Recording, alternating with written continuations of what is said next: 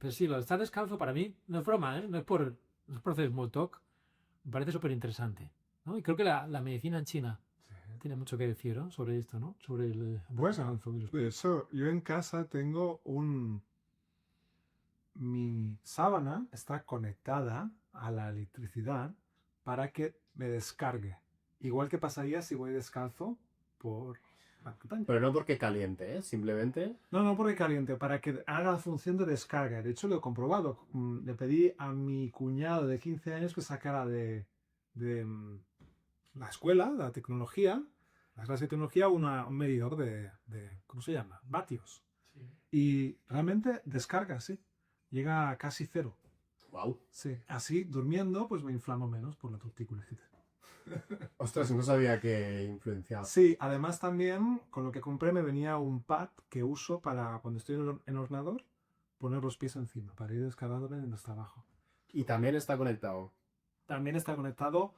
Es a la. ¿Cómo se llama? Ahí, la toma de tierra. tierra. Eso, toma de tierra. Para tierra en clase. ¿Cómo duermes antiguamente? Obviamente mal. Por varias razones. Porque está Josby. Porque se despierta tipo unas entre 3 y 6 veces a la noche. Y cuando me toca dormir con él, el edredón, pues es un poco un drama. Claro. Y por otro lado, porque en las últimas 2 semanas estoy cargado del cuello. Porque no estoy recuperándome tanto. Y porque, no sé, me despierto y digo, ¡guau! Estoy como cogido de aquí. Por eso luego voy al osteópata, para que antes de empezar el viaje a Malta, voy a más descansado. ¿Qué relación crees que hay entre estos dolores, esta tensión y las emociones? Pues mira, yo creo que tiene más relación con los pensamientos, que las preocupaciones. Vale. A mí personalmente se me cargan, se me somatizan, que se llama, aquí Sí. en esta zona. ¿Cuál es la definición? ¿La conoces? De somatizar. No exactamente, pero para Bueno. mí es que una, ¿cómo se llama? De energía, una carga, Sí. algo que no está gestionado o expresado, o que no ha fluido suficiente, se queda en este caso, el músculo, tensionándolo. En realidad, supongo que es parecido a la reflexioterapia, ¿no? De alguna manera. Sí. Empezando a somatizar, perdón que te corte. No, está bien. Somatizar también a veces pasa que lo somatizas con mala digestión. Sí. Y no es porque hayas comido algo malo, sino... Cierto, se habla muchísimo de la conexión entre el cerebro y el estómago, ¿no? Sí. Que como... He sido muy escéptico durante muchos años de mi vida, por alguna razón que no entiendo. Pero aparentemente hay mucha ciencia que habla de esa dirección. Es interesante, ¿no? El punto de vista holístico del cuerpo a la hora de lectura. Total. Bueno, y de eso también queremos seguir hablando, ¿no? Estas sesiones. Sí, de hecho, Martín, creo que mucha gente te conoce en tu parte más de organización, gestión de equipos, lo más profesional, ¿no? Un poco por abrirte quizás, ¿qué es eso que la gente igual no puede leer en tu LinkedIn sobre ti? Bueno, que mis dos padres son psicólogos, por ejemplo. Y eso me ha marcado, sobre todo como pienso, mi mente. También que soy padre de un hijo que tiene 9 meses. Y, y por eso una tensión en el estar pues, hablando para el cuello y del dormir. Que me gusta mucho meditar. Me gusta hacer kickboxing. Esos son mis hobbies. También el hacer kickboxing y los giros tan rápidos con las patadas, por ejemplo, hace que se tensione mucho esta zona. ¿Qué más? El otro día, ayer de hecho, que empecé un máster, es un máster que se llama En Liderazgo Consciente de la empresa DAS Evoluciona, y justo en una sesión me definía. Y últimamente he estado escribiendo textos de agradecimiento de vez en cuando, de lo que el día o la semana me ha traído y yo agradezco. Y escribí el día 27 de febrero que yo me defino como un aprendiz de la vida, esta actitud de becario constante, ojalá la pueda mantener hasta el final de mi vida, como un observador. Y creo que junto con la de aprendiz observar mis emociones, observar mi cuerpo, me ayuda mucho a transitar, a vivir, básicamente. Y un ordenador, y de ahí la parte de las organizaciones. Yo creo, muy bueno estructurando cosas, equipos, proyectos.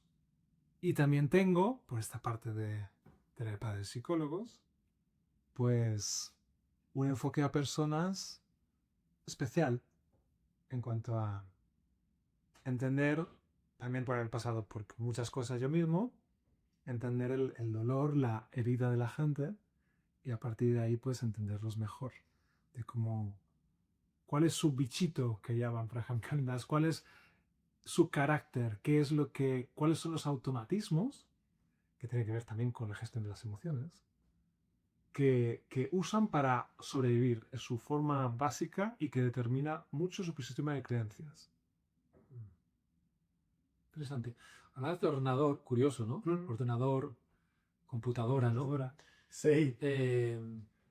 ¿Cómo crees que se relaciona ese lado tuyo más de ordenador con la parte de las emociones, ¿no? Porque a veces cuando yo pienso en ordenador pienso en lo más mental, ¿no? Cuando tú me conociste a mí me dijiste que yo era muy mental, ¿no? Sí.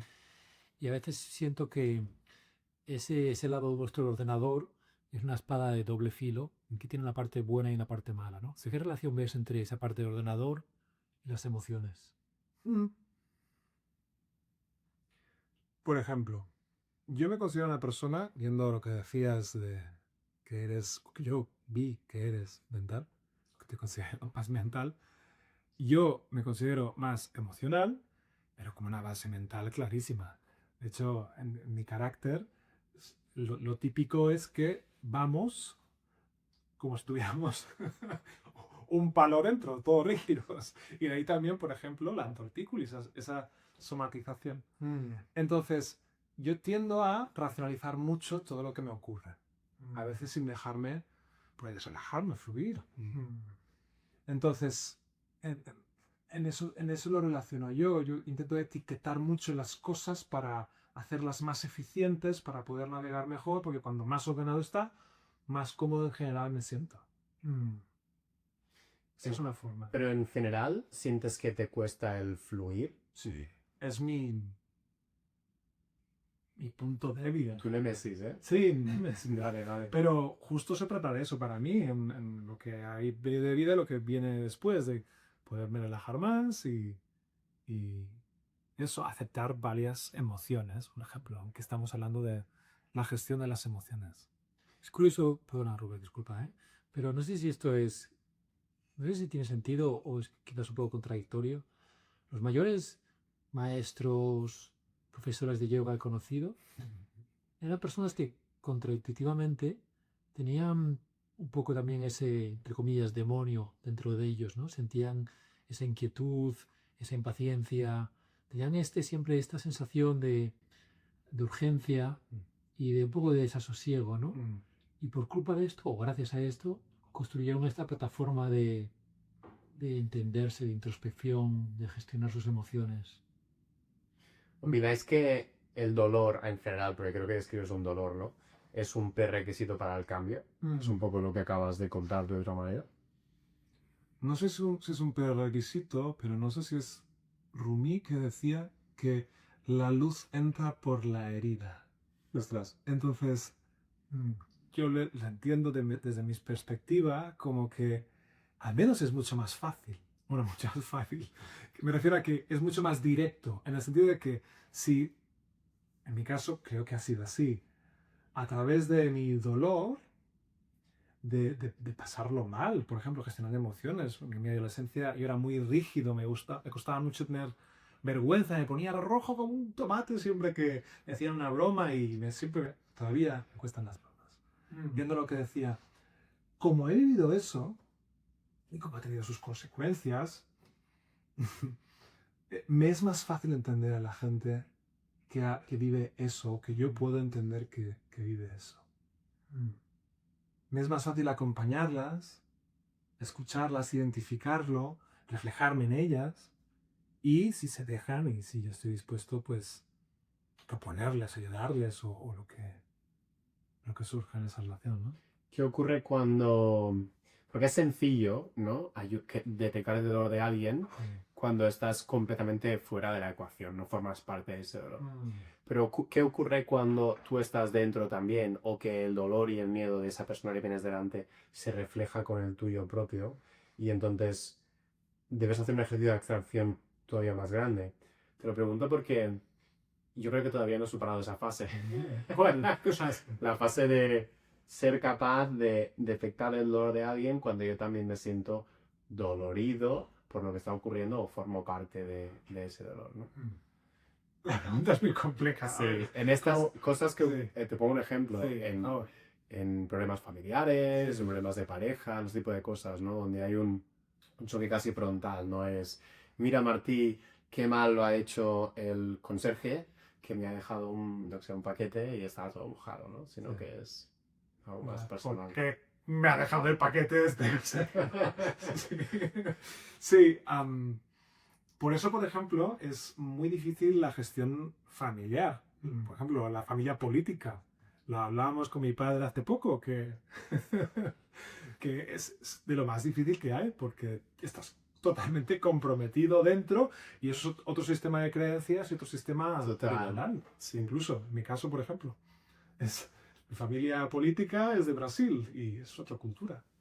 Entonces, a tu pregunta decías, ¿cómo gestionar esta parte cuando estás dentro, metido en el ajo?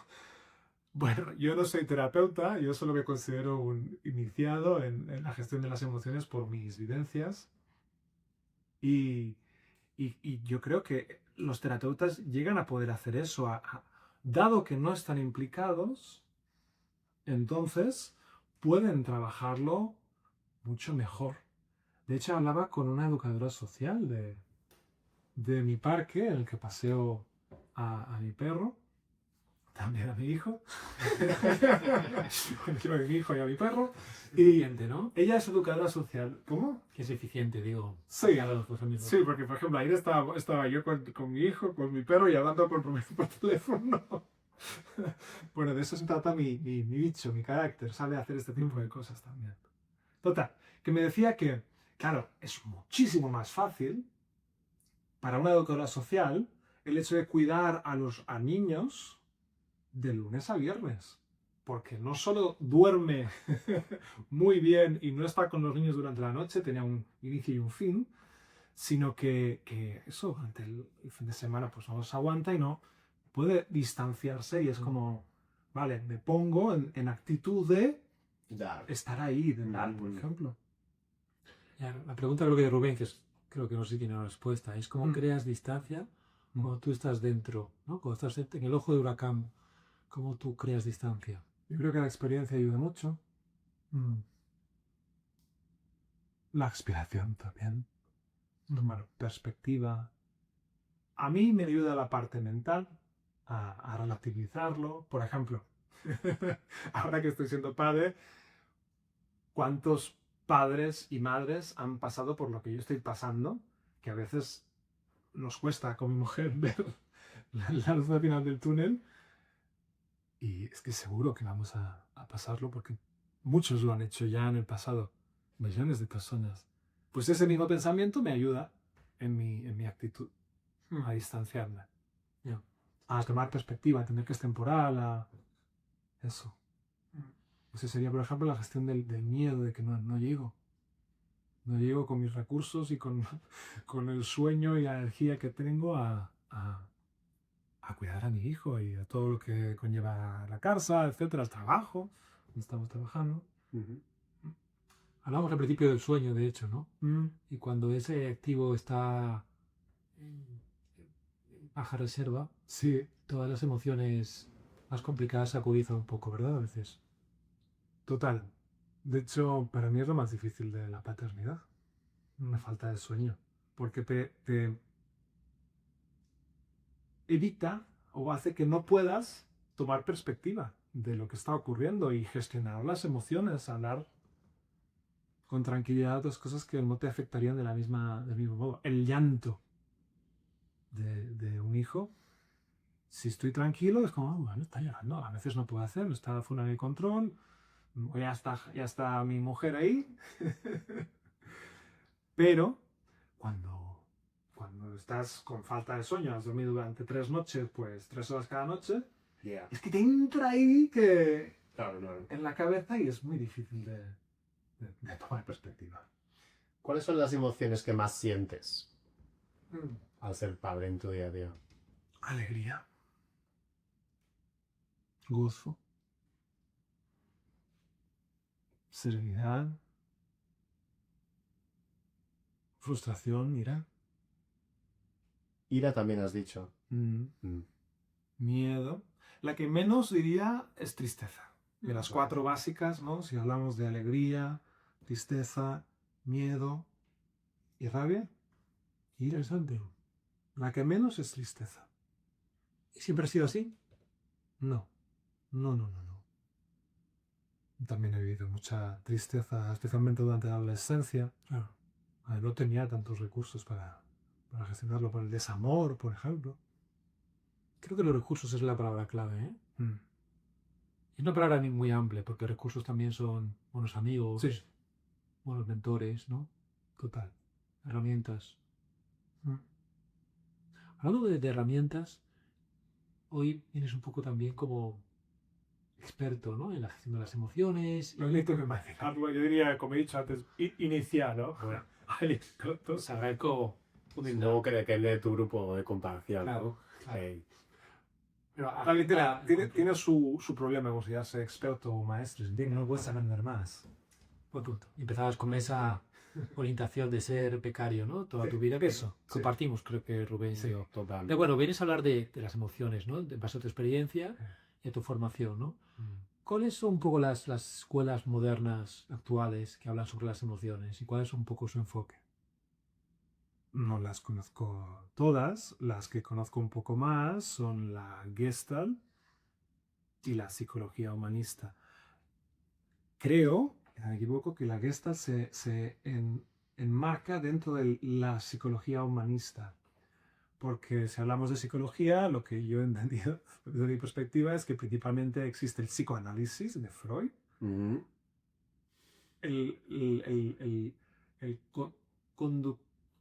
lo conductual, cognitivo-conductual, lo que se llama, correcto.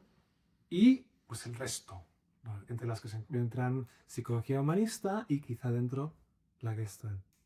Y lo sé porque mis padres pues han tocado y sí que los considero expertos de Gestalt. Es que hay estas escuelas sobre las emociones. Ellos hablan de que hay más que estas 4 emociones básicas que hemos dicho, repito, alegría, tristeza, ira, rabia y miedo. Y hablan también, por ejemplo, de la vergüenza, que nos desconecta de nosotros, del aquí y ahora, la culpa, también la curiosidad, también la sorpresa.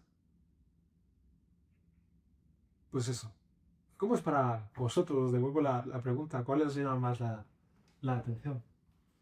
A mí el miedo, 100%. Estos días, la pregunta que me hago a diario es: ¿estoy más motivado por el amor, por el miedo, por el deber o por los deseos? Y desafortunadamente, la respuesta es a menudo por el miedo y por los deseos, a pesar de que me gustaría que fueran los deberes, el deber y el amor. Y dentro de todo es el miedo que me fascina, porque veo como me domina a menudo. Tanto miedos... Hay una componente del miedo que es útil, ¿no? Total. Que quizá quieres compartir tu punto de vista, pero hay otra que es muy, muy limitante. Y creo que la que es útil no la tengo muy bien calibrada, no le hago mucho caso, sin embargo la que es limitante voy a muerte con ella. Sí, y luego me gustaría entrar, si te parece bien, por ejemplo, el miedo a presentar en público, que es algo que he visto que es muy recurrente dentro de las organizaciones y que de hecho los conocimos a partir de ahí. ¿Sabes? Entonces decías, hay miedo útil y miedo limitante. Para mí, el miedo como especie humana es lo que nos ha llevado a sobrevivir. Pues la noche, por ejemplo. Vas a salir solo en un lugar que sabes que es peligroso, que te puede pasar, no. ¿Por qué? Porque sabes que te puede pasar algo y así puedes sobrevivir y tener hijos y descendencia. Lo mismo pues en la sabana, el típico caso, ¿no? De si te enfrentas a un león, ¿qué haces? Pues huir o luchar. Bueno, esto es muy útil. Hay miedos que te sirven para seguir viviendo. Por ejemplo, no vas a conducir a 200 por hora porque da miedo por la autopista, porque te puedes morir, entre otras muchas cosas. Pero hay otros que es que realmente te paras a analizarlo y haces terapia. Es que no sirven. Es decir, que te están limitando, que te están restando. Sí. Sí, creo que el miedo a veces más peligroso es el miedo disfrazado de otras cosas, ¿no? ¿Cómo que? Cuando a veces sentimos otras emociones quizás secundarias y no nos damos cuenta de que la emoción subyacente es el miedo, ¿no? No sé si eso Sí, resuena contigo. sí, total. De hecho, lo que entiendo que les pasa a muchas personas, y a mí me ha pasado, es que muchas veces no sé qué es lo que me pasa. Claro. Yo sé que hay algo que no está bien o algo que me molesta, pero no sé qué me pasa. Una vez puedo identificar que es miedo y es miedo a algo específico, y por ejemplo, ¿por qué tengo ese miedo? ¿Dónde viene? ¿Qué me pasó en mi infancia o cuando fuera? Es mucho más fácil de gestionar. Mucho más fácil de tenerlo presente. ¿Qué herramientas existen para Claro. lidiar con el miedo, para descubrirlo y luego resolverlo? Bueno, una sería la terapia, como decíamos. Además es mucho más fácil hablarlo con alguien para sacarlo de dentro y entender, pues, eso si es un miedo real, un miedo no tan justificado, porque ha habido un trauma antes o no. Otra para mí sería la meditación. O estar presente en el aquí y ahora. Podría ser también para mucha gente estar pintando, dibujando, haciendo artes marciales, escribiendo. O sea, herramientas de atención, parece, ¿no? Sí, sí. Por ejemplo, hablan de la respiración diafragmática. Si has tenido una experiencia muy fuerte, porque, o sea, vemos dos cazas que vienen aquí y lanzan unos misiles y explota y ¿qué hacemos? Pues respirar, hombre. ¿Cómo es la respiración diafragmática, Martí? Es una respiración que yo entiendo en la que se mueve el diafragma. Repito, no soy experto, porque también sé que existe la respiración por ejemplo, normalmente cuando respiramos solo usamos la barriga, usamos muy poca parte de nuestra capacidad pulmonar. Entonces hay muchas disciplinas que se centran en la respiración, pero una cosa que se puede hacer es respirar profundo, que según muchos profesores de yoga no hacemos mucho. ¿Cómo es eso? Pues puedes empezar inspirando aire y finalmente expandir incluso los pulmones. Si haces eso 3 veces en un momento en el que estás tenso, naturalmente te vas a calmar. Ya, Eso es una forma. es curioso que es algo tan elemental y tan obvio, pero que en los momentos de dificultad es difícil acordarse a veces de esto, ¿eh? Sí. Sí. Y es frecuente el que las personas se sientan desconectadas con la respiración, ¿no? Leía un libro que decía que uno de los primeros ejercicios que te cuentan de niño como monje budista es a respirar, porque es la única cosa que llevas contigo toda tu vida. Sin embargo, Bonito. este domingo pasado creo que fue, con una pareja de amigos, ella contaba que literalmente no sabe respirar y yo hice un pequeño test, ¿no? De tocando como por las lumbares y por la barriga y era increíble porque era muy, muy fina esa respiración, ¿no? Y ella le decía, pero expande y era como un descontrol total. ¿no? Y realmente yo me quedé sin recursos para poderle ayudar más. Le dijimos, bueno, más tarde lo vemos, nunca más. De hecho, Pero sí, añadiendo a eso, el neurocientífico Andrew Huberman decía que una de las cosas que se puede hacer en una situación de tensión es un tipo de respiración, no sé cómo se llama exactamente el nombre, pero consiste en, primero llenas la barriga, luego llenas el resto, sería entonces el pecho, e incluso podrías llenar la lumbar, hacerlo en 2 tiempos y después expirar por la boca. Creo que se llama sai de suspiro, este tipo, y es súper efectiva, estudiada científicamente, para soltar en esos momentos. Y la respiración sería así, completa. Con el suspiro. Con el suspiro, importante. Y puedes hacerlo, de hecho, conozco a gente que me ha enseñado que se puede hacer así 8 veces y luego te quedas mucho más relajado, haces un escáner del cuerpo donde tienes tensión, por ejemplo, noto tensión aquí, pues cambias de posición. Eso hay un buen truco para cambiar la posición, ¿no? No, no tiene nada que ver. Me ha pasado. Sí, sí, sí. También a veces me pregunto, saltando a otra emoción, ¿qué relación ves entre el miedo y la ira?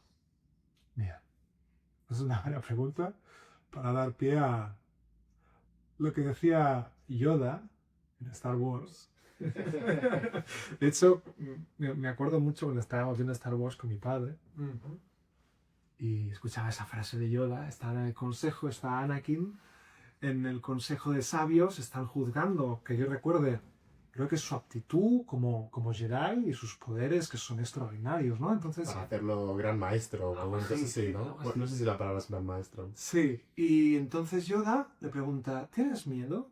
No me acuerdo qué responde Anakin, pero dice, claro, y por favor, ayúdame, en esta frase que dice, el miedo lleva a la ira, la ira lleva al odio, y el odio lleva al sufrimiento. Sí. Algo así.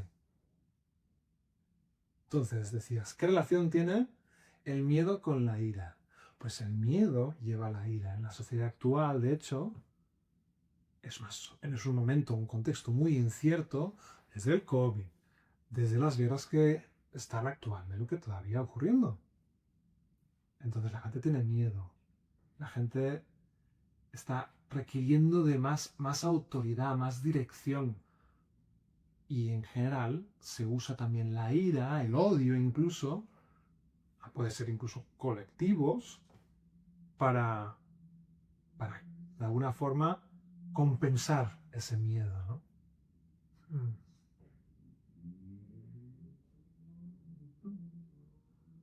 Me pregunto hasta qué punto este tipo de elementos están de alguna manera como soportados por la insatisfacción, que parece que es remanente constante en el ser humano, ¿no? Y que casi tiene como un uso evolutivo, esa insatisfacción. ¿Qué opinas? Yo opino que no siempre ha sido así. ¿Vale?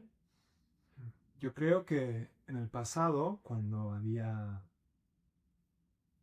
sobre todo hambre, muchas dificultades, mucha escasez de recursos, a la gente no le daba tiempo de aburrirse o de preocuparse tanto por todas las cosas que nos preocupamos. Porque, entre otras cosas, cuando comían cosas mucho más nutritivas del campo, si podían carne, porque también es como que se centraban en lo importante, que era sobrevivir. También vivían mucho menos tiempo. Ha cambiado muchas cosas en los últimos 200, 150 años. Y sí, ahora mismo, como sociedad, creo que estamos muy desamparados. No sabemos cómo gestionar ni las elecciones, ni ni hacia dónde vamos, ni el mundo a nivel de sostenibilidad, por ejemplo. No sé si iba por ahí el comentario, la pregunta. No lo sé, no lo sé. Algo que parece, observo, ¿no? Que parece ser cierto es que estamos constantemente insatisfechos con con nuestras vidas, con lo que tiene que ocurrir, con lo que tenemos. Quizá por eso tan importante la práctica de agradecimiento que antes hablabas, ¿no? Pero de alguna manera siento que este movimiento hacia la insatisfacción hace que hayamos evolucionado como especie, ¿no? Que hayamos llegado a otros lugares, descubierto nuevas tecnologías. Pero a nivel de especie es útil, pero a nivel individual no es nada útil. Es claramente una maldición, ¿no? De alguna manera, la maldición del mono. No sé ni bien cómo llamarlo. Lo matizo, ¿eh? Porque también decías antes, Álvaro, que los grandes maestros de yoga, o gente, no sé cómo has dicho, pero grandes maestros de yoga, han creado sus escuelas para solucionar algo que ellos mismos han vivido. Y entiendo que eso formaba parte de esta insatisfacción. Entonces, es a la vez una maldición, pero también un don para poder ser conscientes de ello y usarlo para, por ejemplo, hacer bien, crear comunidades, crear proyectos, crear empresas. Ujú. Sí, no sé si está 100% hilado esto, pero escuchaba esta mañana un podcast. En el mismo podcast que acabas de mencionar tú, lo importante del sentirse útil, ¿no? Ahora hablas de proyectos, de hobbies, de sentirte útil, ¿no? Hay veces que yo he hecho, pocas veces en mi vida, cuando sentimos mucho estrés y sentimos que el vaso se llena, ¿no? Y se está colmando, queremos escapar, queremos mandarlo todo a paseo, ¿no? Y creemos que en una playa en el Caribe estaríamos felices. Pero cuando pasan 3 días, lo que queremos es sentirnos útiles, ¿no? Y no sé, quería saber también tu opinión sobre esta sensación de sentirte útil, sentirte realizado, cómo esto se relaciona con las emociones. ¿Qué es para ti sentirse útil? Mm.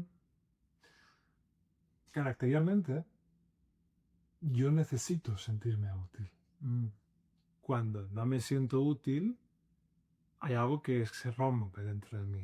Hay algo que no, por automatismo, por ejemplo, la parte de servir o de ser útil, de ser sobre todo visto, en este caso, que bueno, es un punto que sé que tengo que trabajar. Pero eso es otra cuestión. No sé bien cómo ligarlo con la parte de las emociones. Creo que es algo bastante subjetivo. Y además existe dentro de las emociones, o del mundo de las emociones, lo que son la emoción en sí, que es eso que pues podría ser un impulso, algo químico, bioorgánico que aparece, un cambio que se puede incluso localizar en el cuerpo.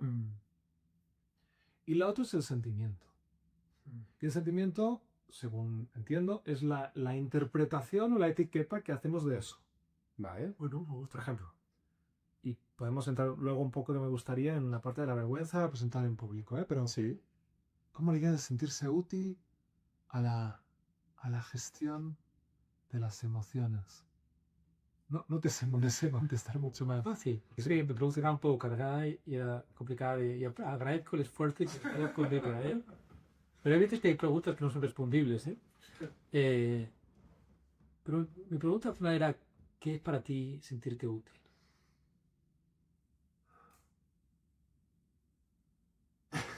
No sé si es más fácil. A ver, para mí se entiende útil, tiene que ver con los demás. Vale, bien. Tiene que ver con aportar algo positivo. Hay gente que dice que si podemos en este mundo, es mejor no sé cómo lo decía, pero no, no impactar negativamente en la gente. Se habla, por ejemplo, en empresas de externalización, creo que se llamaba así el concepto, negativa. O el ruido, por ejemplo, la contaminación. Pues había un poco de eso. Si vienes al mundo, plantéate cómo dejarlo un poco mejor de lo que estaba. O cómo no vas no sé, a un sitio público, por civismo, la cuestión es no dejar porquería. Pues para mí sería eso, sentirme útil, de cómo puedo mejorar mi entorno, cómo puedo aportar, cómo puedo escuchar a los demás, cómo puedo usar mis capacidades y mis fortalezas para hacer que sea un sitio más feliz para ir. ¿No crees que el hilo conductor emocional, Mm. en este caso, es algo muy parecido al amor? Para mí tiene mucho que ver con el amor. ¿Cómo ligarías, si es que se puede? Bueno, no sé. Ah, que lo preguntas. Sí, es que puede ser que no se pueda, pero el amor, Sí. el deber y el sentirse útil. Bueno, con el propósito, creo que lo aúna todo. ¿Vale?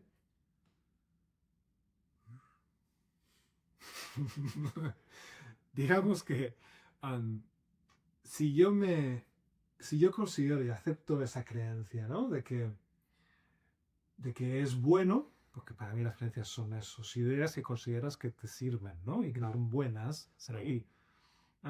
que te sirve, que es bueno que yo deje un mundo mejor de lo que he dejado. Pues ¿cómo? A través del amor. Yo veo por experiencia que si funciono desde el amor, y eso puede ser en el trabajo también, de quiero ayudar a los demás, de eso, no impactarlos negativamente, de acompañarlos si ellos lo permiten en su desarrollo personal. Pues con todo eso yo me siento útil. ¿Es tu propósito entonces algo relacionado con esto de aquí? Sí, aunque no conozco todavía los detalles. Creo que tiene que ver con la comunicación y tiene que ver con quizá, pues eso, enseñar, pero más que enseñar porque es algo que yo sé, es transmitir lo que me han enseñado a mí y hacer un mix y sí, pasar por estas frases que a veces nos llegan a tocar, están sentidas a veces como eso. Compartir ideas con una discusión así, por ejemplo. La pregunta no está muy afilada, como habitualmente. Y Vais afilando mucho, por favor, relajad un poco más. pero hablaba hablaba del deber. Ah, sí, Es una relación con el amor. No, y no digo que tu respuesta fuera inválida, al contrario, ¿eh? Sí. Esto es un desafío mío. Y de hecho es una pregunta abierta que no tiene una respuesta buena o mala, ¿eh? Pero creo que es muy difícil a veces encontrar, no sé si el límite o dónde termina el amor y dónde empieza el deber, ¿no? Dónde empieza el quiero que me vean, quiero que me Sí. sientan útil, total. Ya. Y esto es en un territorio ya distinto, ¿no? Un poco. Sí. Es muy difícil, creo, llegar a separar eso. Correcto. Porque somos humanos, por lo tanto, fallamos. El fallo humano, que seguir temas sobre el fallo en la máquina, y además justo eso, pues, hace que sea muy difícil de separarlo. Es todo un trabajo vital de toda una vida lograr distinguir el por qué hago algo. Ese algo lo hago para que me vean, en mi caso es muy claro por mi carácter, ¿no? O lo hago porque realmente lo he aprendido como una forma de amor, porque es lo que yo considero mi deber, por ejemplo, para con la familia, Claro. para con mis amigos, para con el trabajo. ¿Qué hay ahí, por ejemplo, en eso dentro del mundo empresarial? Yo quiero eso, pues liderar un equipo. ¿Qué es ser? ¿Cuán importante es balancear tres cosas principalmente? Lo que yo creo que le conviene a la empresa, lo que yo creo que le conviene a mi equipo y lo que yo creo que me conviene a mí para mis intereses personales, entre ellas salario, visibilidad, puesto específicamente. Es un balance muy delicado. Y que si yo creo no se cuenta con cierta conciencia y ciertos valores, puede ser muy dañino, puede ser muy impactante negativamente. Por ejemplo, si yo me centro en mi carrera solo, en crecer y apuñalar a los demás por la espalda para poder crecer, y por ello romper algo que para mí sí que es mi deber, yo lo considero así, que es la confianza, que es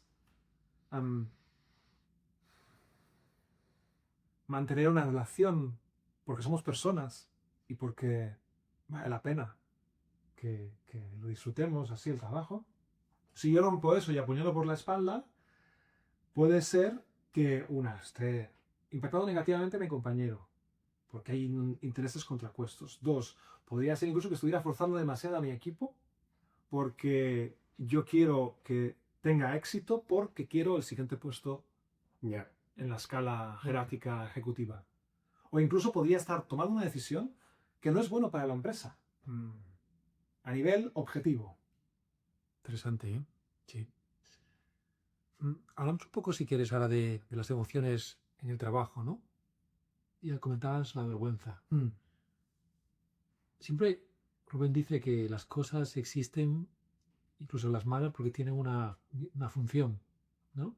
¿Cuál es la función de la vergüenza? Dentro de la supervivencia, si usamos, por ejemplo, a las tribus de la edad de piedra, pues estaba el cacique, estaban las mujeres recolectoras. Me lo invento un poco, porque tampoco lo sé muy bien. Está bien. Estaban los hombres cazadores y estaba, pues, el niño. Hablemos de, por ejemplo, un Martí adolescente que quiere, pues, probarse y ser parte de la comunidad porque así se le asegura su supervivencia y su legado. Si yo hago una tontería delante del cacique o de los hombres senior, podría ser que me expulsen el ostracismo. Si dejo mal a la tribu delante de otra tribu. Entonces, para eso sirve también. Socialmente, para cumplir ciertas normas y que no sea un caos total. Yo lo veo de esta forma, o es una forma de verla. Hasta un punto es útil. Hasta mucho punto es útil. Por ejemplo, si tú vas y te desnudas y vas por la calle, pues hay consecuencias para los demás y para ti. Por eso tenemos vergüenza de ir desnudo, entre otras cosas, ¿no? Unos más que otros. Sí. Total. Que sí, y lo digo ahora, por favor, con la vergüenza de presentar en público. Ya lo sabes quizá, Álvaro, pero Rubén y yo nos conocimos en Toastmasters dentro de HP. Pues existe este club de presentación en público y en el que va mucha gente que comparte esa vergüenza. Vergüenza de hablar en público. Que la sigo teniendo. Me sigue ocurriendo cuando presento en público. Y es para mí el nexo común de toda la comunidad, que empieza porque para ellos notan que, por ejemplo, esto lo explico varias veces, que en mi trabajo de recerca en bachillerato, cuando lo presenté, yo, al presentarlo, estaba el jurado y la pantalla. Entonces, yo presenté mirando todo el rato la pantalla y el jurado estaba ahí, estaba señalando la pantalla y hablaba con muchos nervios y con muchas coletillas y no me sentí nada cómodo. Para mí eso fue un punto de inflexión para decir, tengo que trabajar en mi presentación en público porque no sostengo la vergüenza. Te cuento una anécdota muy interesante. Bueno, es muy rápida, pero en todas las personas que he acompañado en sus miedos a hablar en público, quizá en el 90, no son tantas, en el 90% de ellas, el origen de sus miedos al trabajarlo en sesiones eran presentaciones en la escuela de Treball de Recerca o similares. Y me flipa, bueno. ¿no? Me flipa, ¿no? Todavía no he extraído nada de ahí, ¿no? Pero es algo que tengo en cuarentena para tratar de entenderlo, ¿no? Qué importante son estos entornos donde te sientes vulnerable. Sí. Y no sé hasta qué punto somos, o incluso las instituciones son conscientes, ¿no? De que eso es así. Es No lo otro sé. tema, por ejemplo, en las escuelas, según he oído, y también porque fui de intercambio, americanas, ellos trabajan mucho más el diálogo dentro de la clase, el debate, la presentación en público, y es muy útil para la vida después, al menos en el mundo empresarial. Sí, creo que es un skill, ¿no? Que se entrena, que quizá de manera innata gente tiene más. Aún sí. Es la duda siempre, ¿no? Nurture versus nature, ¿no? Seguramente. Pero tengo mis dudas, ¿eh? La gente que a veces puede parecer que lo tiene de forma innata, tampoco conocemos su contexto familiar, ¿no? Igual cuando tenía 5 años, el padre, por ejemplo, invitaba a sus hijos a debatir en la mesa, ¿no? A veces solo vemos el output y no vemos todo el proceso previo, ¿no? Tú que eres muy de procesos. Sí, y además, añadiendo ahí, quizá esta persona que lo tiene de forma más innata no se plantea que es algo que quiere ir a desarrollarlo, trabajarlo. Muchas veces, o al menos en muchas habilidades, he visto casos que por una, al menos aparente debilidad, empiezan a trabajar esa habilidad hasta convertirla en maestría, Ya. hasta vivir incluso de ello y viven con propósito enseñando esa misma habilidad a todo el mundo porque ellos lo pasaron mal, esa herida inicial, Eso sería y como lo un caso convirtieron en de una héroe. empresa. Sí. Sí, viaje de héroe. Exacto. Que es como la historia que más nos flipa, ¿no? ¿Y qué opináis acerca de la orientación al éxito y al fracaso para generar estas emociones? Incluso de vergüenza, ¿no? De tener una definición muy exacta de lo que se esperaría de mí, de lo que tengo que hacer, de las reacciones que deberían haber a mi alrededor, ¿no? que a veces son fantasías, ¿no? Que nos hemos quedado nosotros mismos que nunca más se han puesto en tela de juicio. Mm. Puedes reformular la pregunta porque ahí estás tocando, creo, la parte del deber Sí. y cómo lo ligas con el éxito o fracaso, pero Hablaba ahora mismo de vergüenza, sí, de la vergüenza hecha o creada en base a una orientación al éxito y al fracaso. A de, si no hago esto tal y como está definido, siento vergüenza, porque hay unas presiones externas, ¿no? Incluso en tu ejemplo, en el que hablabas del cacique, actúe de distinta manera, se espera de que actúes de una determinada manera, ¿no?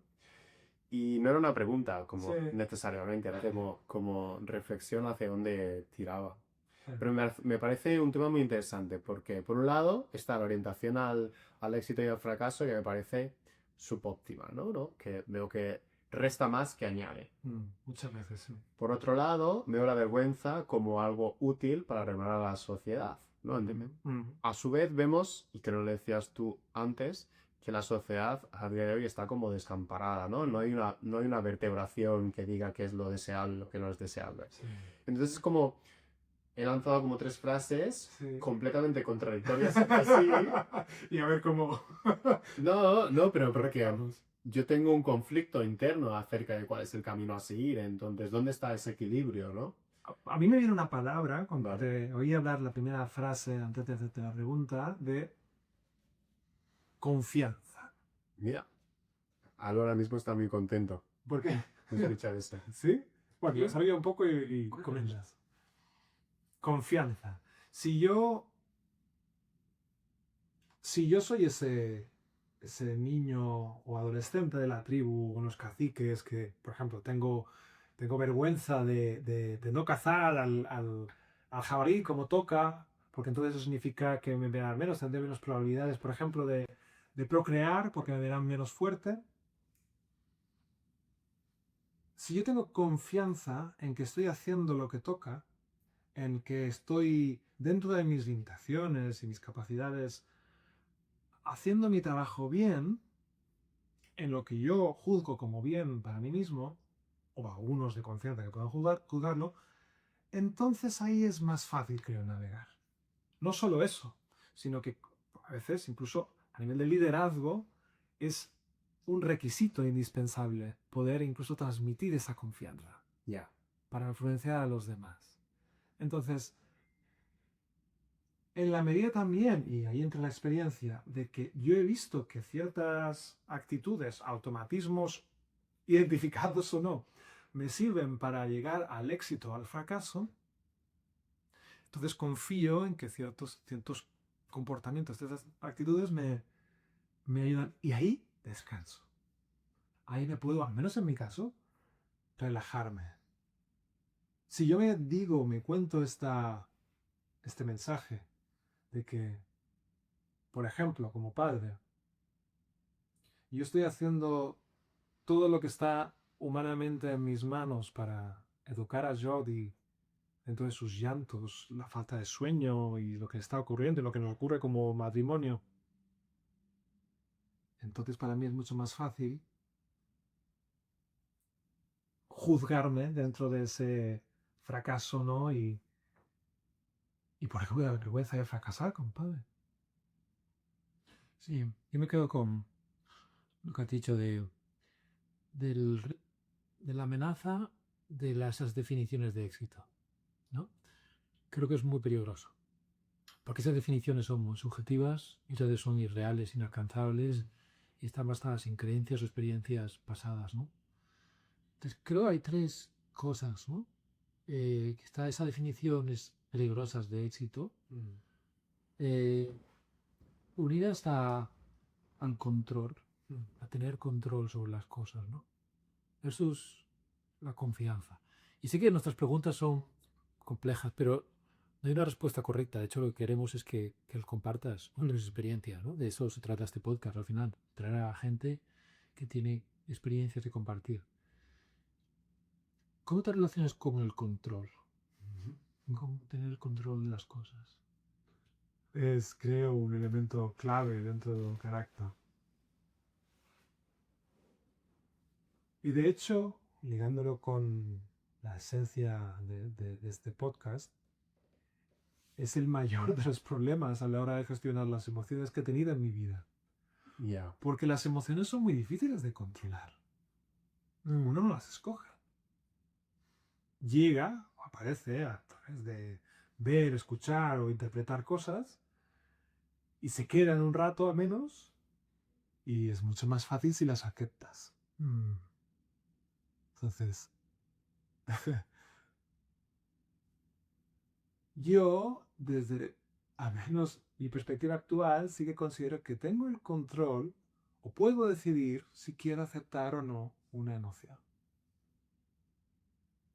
Eso es un recurso que yo no tenía cuando era adolescente o cuando estaba presentando en público en el trabajo de recerca, en bachillerato, porque no sostenía la vergüenza. Ahora, por ejemplo, cuando estamos presentando en los másteres o alguna presentación, acepto la vergüenza. De hecho, hay una parte que incluso me lleva a disfrutar esa inquietud, ese nerviosismo, esa emoción. Y tengo el control para nivelarlo, para respirar, para hacer ciertas técnicas de respiración antes de la presentación. Eso está en mi control. De prepararme el tema bien, de memorizarlo, todo eso está en mi control. El control es tu respuesta, ¿no? Sobre esas emociones. Bueno, de hecho, por ejemplo, lo que me suelo hacer dentro de situaciones incluso inciertas, volátiles, es, vale, ¿qué está en mi control? ¿Qué es lo que puedo planificar? ¿Qué no es planificable? ¿Qué riesgos tenemos? La gestión del riesgo, por ejemplo, que es un súper tema en las empresas y últimamente eso, ¿qué puede ocurrir? ¿Cuál es la probabilidad? ¿Cuál es el impacto? Bueno, Pero eso es como más mental, ¿no? En un plano emocional, parece que lo que dices es dejar que transite a través de ti. sí. Y más que control es qué grado de control quiero ponerle para poder aceptarlo y para a veces soltar el control, especialmente en un entorno seguro. ¿Qué crees que ocurre cuando rechazas las emociones? Que se somatiza, como hablábamos al principio. Wow. Ahí, clarísimo. ¿Hay alguna otra respuesta más? Sí. Por ejemplo. Yo veo como si yo la rechazo, trato de anestesiarme. Que yo sepa, no somatizo tanto, que no significa que no lo hagas. Fuera que no lo hagas. ¿Tú crees que no somatiza? No, todavía no. Ya hemos llegado allí, no sé cualquier otros. Sigue por ese camino, ¿no? Yo creo que no somatizo demasiado. Es extraño, ¿no? Que yo tenga dolores o cosas que me impidan en un plano físico. Pero sí me anestesio. Entonces, no sé si es consecuencia de anestesiarme que no somatice, no lo sé. No conozco la definición de somatización, como decía antes, pero yo lo relaciono mucho con lo que luego pasa al cuerpo. Lo que también puede pasar es que si no lo has expresado, si no lo has aceptado, si no lo has transitado, luego te venga en forma de pensamiento de obsesión. Ya no es una parte más mental. Ya. Que también es mi caso, creo, en la parte de hablar en público, porque en mi experiencia de miedo a hablar en público, que comparto también y creo que se va diluyendo, pero sigue presente en mi vida, es sobre todo la anticipación de, ostras, mañana tengo un discurso, o cuando sea, ¿no? Y hay ese pensamiento comiante, yo lo he preparado suficiente, no, estaré nervioso, se darán cuenta, sí, ¿no? Y luego sales de la palestra y a menudo es mucho menos de como tú lo habías anticipado, ¿no? Pero yo lucho en general en contra de estas emociones a día de hoy. Hay otra forma que es enfrentarse directamente. Por ejemplo, hablábamos antes de ligar y de la adolescencia. De venir entonces. ¿Sí? Pues vemos un poco. Y luego ya diréis cómo queréis cerrar o planear el cierre de la sesión. Hablábamos de ligar y de, por ejemplo, que yo tenía un desamor cuando era adolescente y lo pasé muy mal porque no era correspondido y entonces me sentía menos, me sentía no querido. Yo luego, por ejemplo, me veo en fotos y sí, veo muy guapo. pero que no tiene que ver con eso, especialmente al menos para como yo lo veo, ¿eh? Y sí que separan géneros. Para los hombres, tienen una costumbre más de confianza, más muchas veces sociales, de poder económico, incluso después, no en la adolescencia, pero social de quién domina, a quién le da igual, a quién suelta más ese control también. Entonces, yo lo que practiqué es enfrentarme directamente a la vergüenza, saliendo y forzándome a hablar con chicas, por ejemplo. Salía de fiesta con amigos y decía, ese grupo, qué vergüenza, Martí, tienes que hacer, venga, ¡pum! Que es contrafóbico, se dice también en psicología, que es bueno, y luego salían churros, me refiero que balbuceaba, pero sí, pasaban, era gracioso, luego, sí, me ignoraban, pero poco a poco, a través de ir aceptando la vergüenza o sosteniendo, porque a veces no la aceptaba, pero me pasaba la vergüenza, veía que no había consecuencias más allá de pasar un mal rato. La práctica hace el maestro, ¿no? Sí, sobre todo. Pero también eso de que, por ejemplo, en cuanto al miedo, ¿no? Ya hablabas antes, como que para ti es algo que al menos últimamente lo vives más. Puedes racionalizarlo con una pregunta que ayer alguien me decía también, dentro de este máster, ¿y qué? Mira, ¿y qué si ocurre? O, otra forma, ¿qué es lo peor que puede pasar si ocurre? Por ejemplo, ¿te van a despedir si vas a hacer algo mal dentro de la empresa? Seguramente la mayoría de las veces no. O, dentro del caso de que estoy ligando, ¿me van a echar a la discoteca? No. ¿Por hablar con chicas? No es con la novia del portero o así. Bueno, es otra cosa. Pues es. Sí, habéis mencionado, de hecho, yo creo que los tres principales males de nuestra época actual. A ver. Hablamos de cuál es la repercusión de no gestionar bien las emociones, que era un poco el topic de hoy, ¿no? Sí. Y habéis hablado de tres cosas que son muy distintas, pero creo que resumen los tres grandes y quizás únicos problemas, metaproblemas actuales, ¿no? Que es la somatización, que puede generar luego problemas de sistema inmune, sistemas de problemas muy profundos. Tú has hablado de la anestesia, ¿no? Que es también uno de los grandes problemas, sobre todo de las generaciones más jóvenes, pero también más mayores, ¿no? De anestesiarse con un montón de cosas. Podemos pensar en pantallas, Vicios, sí. podemos pensar en Drogas. vicios, drogas, Deporte incluso. Sí. deporte incluso creo que es una gran droga también. Ujú. Y creo que mencionáis una tercera. Hemos dicho somatización, hemos dicho anestesia, y comentamos otra que ahora mismo no recuerdo, pero me parece muy, muy válido el enfoque de enfrentarlas. Creo que la única manera que hay es aceptarlas y enfrentarlas, ¿no? Sobre todo el miedo. Me gusta mucho eso que dices de, me da miedo hablar con esta chica, este chico, pues voy a hablar con él, ¿no? Y la segunda vez, seguramente que te dio menos miedo, ¿verdad? La segunda vez. Sí. Sí. Como ahora, el cúbico. ¿Tú, Martí, tienes alguna rutina o alguna práctica habitual que hagas más o menos incluida en tu vida que sea para regular tus emociones, para mantenerte presente, para mantenerte equilibrado, sí? Sí. ¿Cuál es la morning routine de...? A ver, voy a sacar solo algunas partes porque mi rutina mañanera Amplia. es amplia y completa. Tengo tiempo, ¿no?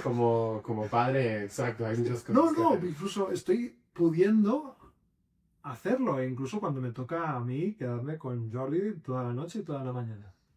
Y es que me levanto, yo en mi caso, por ejemplo, frente al espejo, lo primero que digo es gracias, me sirve para decir gracias por estar vivo. Y yo me digo a mí mismo, eso me sirve a mí, te amo, varias veces. Y es una forma de autoafirmarme. No siempre ha sido así, por lo tanto es poderoso para mí. Y bueno, hay cada uno lo que quiera. Después, muchas veces lo hago con Jordi en brazos, mirándonos los dos al espejo y sonriendo, y es un momento muy bonito. Para explicar un poco como igual decir te amo a tu niño, ¿no? Pequeño, quizás. Sí, es que lo hago justo antes de decirle te amo a Jordi. Qué bonito, ¿eh? Sí, es bonita. De hecho, es una rutina que compartiste conmigo hace, no sé, un mes. Sí. Y que la estuve copiando durante un tiempo. Sí. ¿Verdad? Y es una sensación bonita. Me imagino cómo debe ser desde la ternura de tener a tu hijo en brazos también, ¿no? Es como, me lo imagino muchísimo más poderosa. Sí. Y el sentido del deber de pasar este legado de amor a mi hijo. ¿Sigo por la rutina? Por favor.